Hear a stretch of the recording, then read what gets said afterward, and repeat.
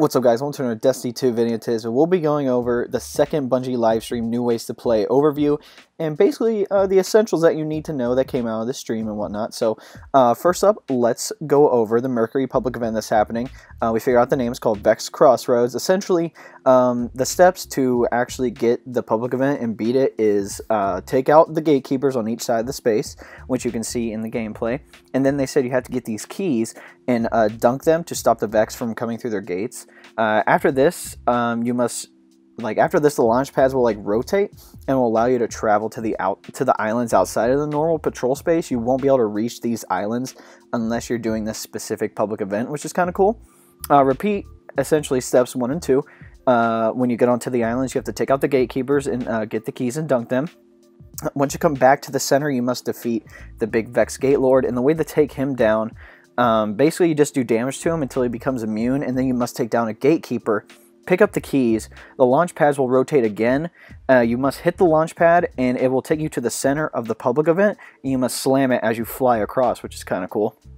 Once you dunk it, you can keep doing damage to the Gate Lord. I'm pretty sure you only have to repeat this 2 or 3 times until the Gate Lord is dead. They didn't show us the public event or how to trigger it, but it's going to be a lot bigger than the regular public event, I guess. And I'm assuming the heroic event will have better rewards because the dev said this will be the most rewarding public event out of all of them that we've had so far. So I'm assuming if you trigger the heroic event, you're going to get better rewards. Maybe an exclusive reward, I don't know. They didn't really say, but they said better rewards. So I'm really hoping that they kind of fix that little loot system when it comes to public events. Second thing here, I want to talk about the lighthouse, and they said that there's a mystery to solve inside the space, so there's like a little Easter egg in there, just like with every other social space there usually is. As we know, Brother Vance is the Mercury vendor, and he's going to have these things called Lost Prophecies. Essentially, these are verses, which these are going to be the way we obtain those forge weapons that they were talking about in the first stream. They said there are 11 total, and if you go over to the little forge thing, there are 11 dots, so that's kind of cool. Those kind of add up. And if you go into your inventory and then go into the details of the verse, it will tell you what activities you need to do to get the materials required to complete these verses. Essentially, this really allows for players to play, this allows for activity diversity, essentially. You're not just playing the Crucible, you're not just doing public events, you're also doing strikes, which are viable now, especially with heroic strikes coming.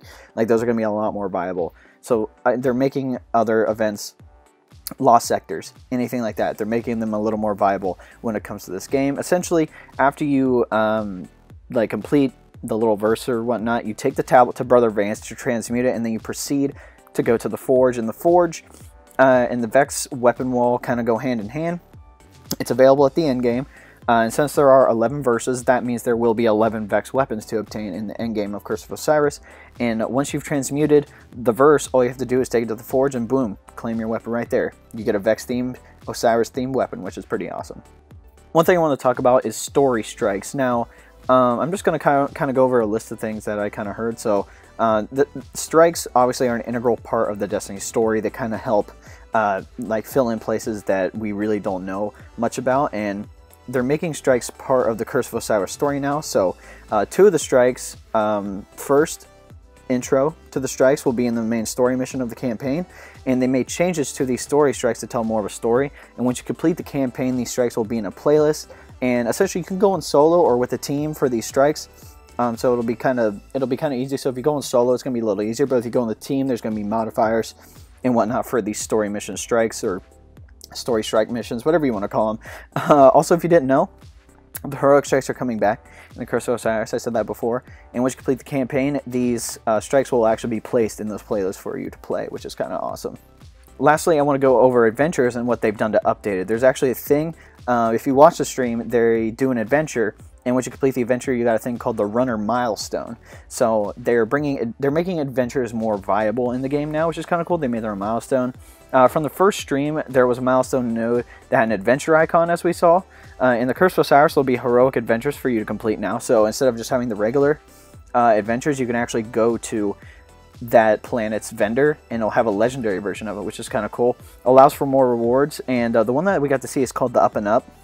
Essentially, there'll be multiple enemy types inside the Infinite Forest, so you're not just facing the Vex, you're facing the Hive, you're facing the Fallen. In this adventure specifically, you are facing the Hive and Fallen, but you will be able to face the other races when it comes to these adventures, which is awesome because the Infinite Forest is infinite possibilities with all races involved. It's everything. So everything that you've seen in Destiny so far is going to be included in the Infinite Force, which is kind of cool. The Vex actually disguise themselves as one of the enemies in this, I guess, adventure itself, and you must take them out and progress to be able to progress further into the mission. Every encounter and activity performed inside the Infinite Force will be different every time. Every platform is like, they said every platform is like a new Lego piece being placed, and you don't know which, like, you don't know how it's going to be placed, you don't know which one you're going to get, so it's going to be randomly assigned every time that you go into an adventure that involves the Infinite Force, which is really cool.